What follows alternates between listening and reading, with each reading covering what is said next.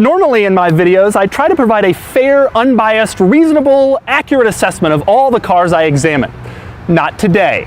That's because today I am reviewing my all-time favorite car, the Porsche Carrera GT. It is the single greatest car ever made. I'm driving this car at Porsche of Beechwood near Cleveland, Ohio, which is now my favorite car dealership of all time.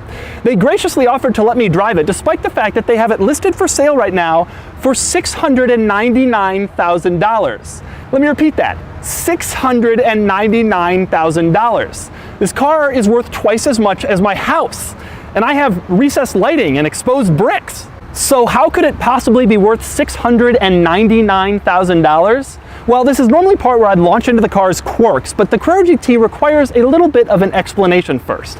And here it is.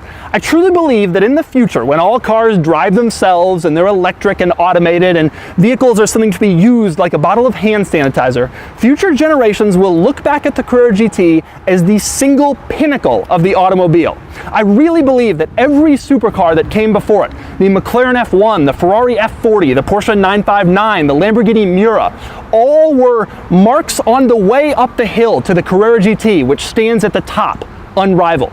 And since then, things have kind of been diminishing. The reason? This is the last supercar that really truly puts the driver in control and requires skill and precision to operate to its limits. Today's exotic supercars have automatic transmissions and all-wheel drive and hybrid powertrains and electronic nannies. This thing didn't even have stability control, which is now mandated by the federal government. It's the last true supercar with a stick shift. There have been some high-profile accidents in this car and some high-profile deaths and some high-profile lawsuits. And no automaker with any sort of decent, reasonable legal department will ever go near anything like this again. It is the last, best vehicle of its kind. Period. Of course, I might be a little biased. I first got up close with the Carrera GT 11 years, 1 month, and 25 days ago, and I've been obsessed with it ever since. There's only one car model on my desk, and it's a Carrera GT. Open a random closet in my house and you'll find Carrera GTs. I could barely sleep last night knowing I was going to come here today, and now I get to drive one. Did I mention how much I love Porsche of Beechwood, located at 25855 Chagrin Boulevard in Beechwood, Ohio? And before I get behind the wheel, let's get into the quirks. It certainly has a few.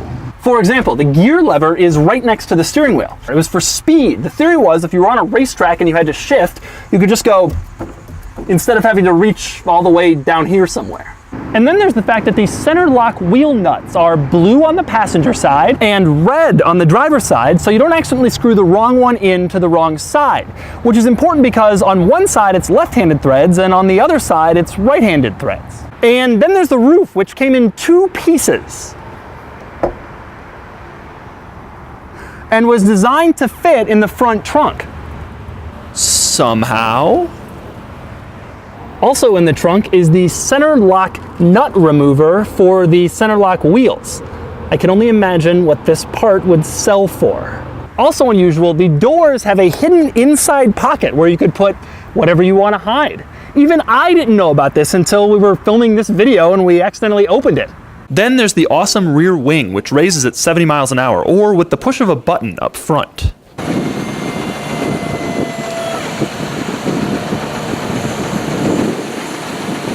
And then there's the engineering, which I could go on about for days. The carbon fiber tub and subframe, the inboard suspension, but I won't bore you with all that. Instead, here's an interesting anecdote about the Carrera GT's engine.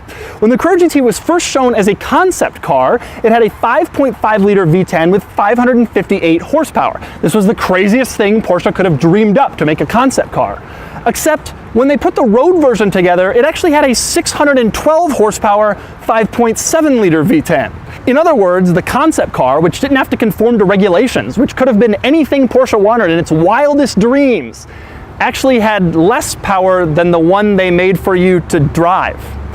And boy, does that engine sound good. All right, go for it.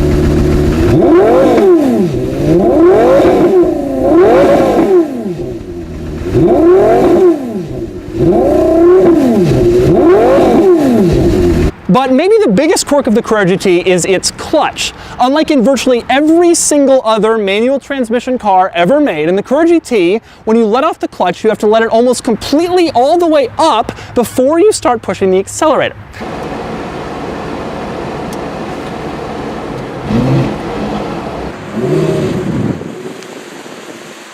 If you ever drive a Carrera GT, you will either stall it or burn up the clutch, period. And now I'm going to drive it. Did I mention how much I love Porsche of Beechwood? Open Monday through Saturday, starting at 9 a.m. Okay, here we go. All right, now we're gonna do this clutch thing. This is so bizarre. All right, so let it off, and then it starts going. Indeed it does. How weird. It's so weird. It's so weird. Oh my God, I'm driving Carrera GT. Driving through a parking lot. This is the most intense I've ever felt driving through a parking lot. The seat is not as tight as I was expecting, by the way. God, the mirrors are enormous. They take up, between the mirror and the A-pillar, how do you see that way? Right. The thing that's interesting is nobody pays attention. If we were driving that Murcielago, these people would be taking pictures. Yeah. But Carrera GT is a little bit subtler, and I love that. I think that's so cool. You're driving maybe the greatest car of all time, and like nobody realizes it.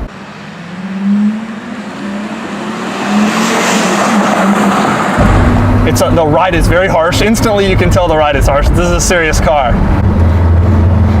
God, this is crazy.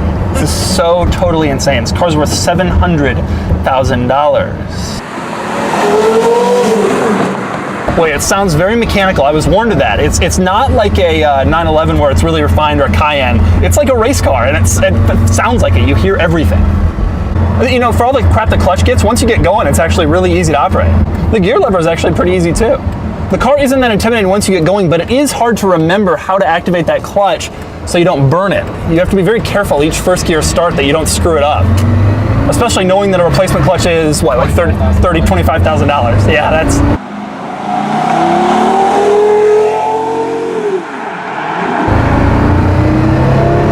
Wow. God, that's about a quarter throttle. A lot of Porsches you gotta wring out to get to the torque. This thing, it doesn't feel like that. So there's no stability control, and the biggest button in the center console is traction control off.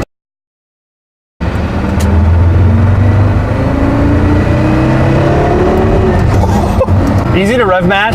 I don't feel as intimidated driving the car as I expected to.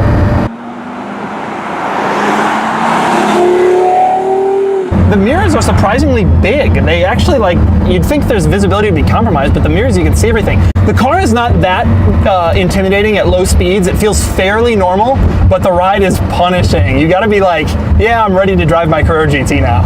The gear lever is like nice and easy to work. And I always thought it'd be weird because it kind of comes down on the center console, but actually it feels natural when you're driving and it feels totally fine. Boy, at idle, there's no rumbling. This car is so well engineered.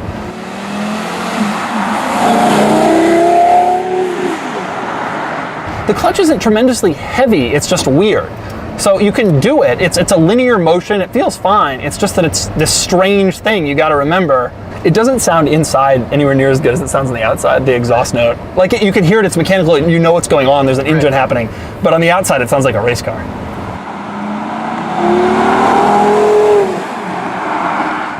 I'm blown away by how easy the gear changes are once you're moving. All this stuff about the clutch only applies if the car is stopped.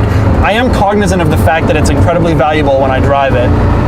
Not so much as the Ford GT though. I don't think that the appearance of this car when you're in it makes you think $700,000 car. Boy, it revs so quickly that you'd get used to it, but the rev matches are incredibly easy.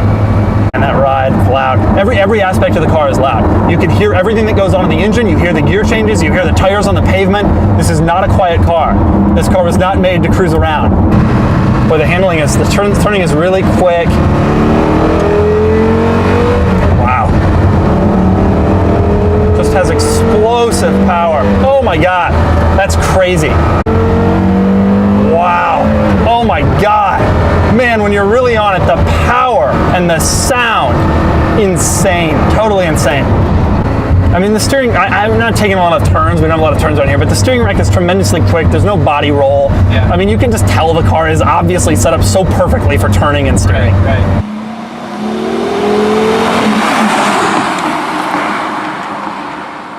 The thing that I came away away with this thinking is that this is like a big 911, a more athletic, more excited 911, a 911 that's like, have fun with me. I really thought this car would be intimidated and I'd be scared, incredibly scared driving it, but I don't feel that way.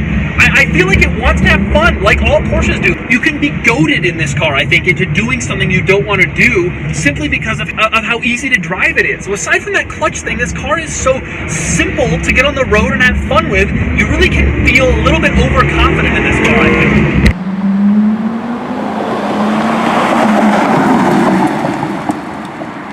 So there it is. I've shown you around the Carrera GT and I've gotten to drive my all-time favorite dream car and the greatest car ever made. For more of my thoughts, and there are many more thoughts, click the link below to check out my column on autotrader.com/oversteer.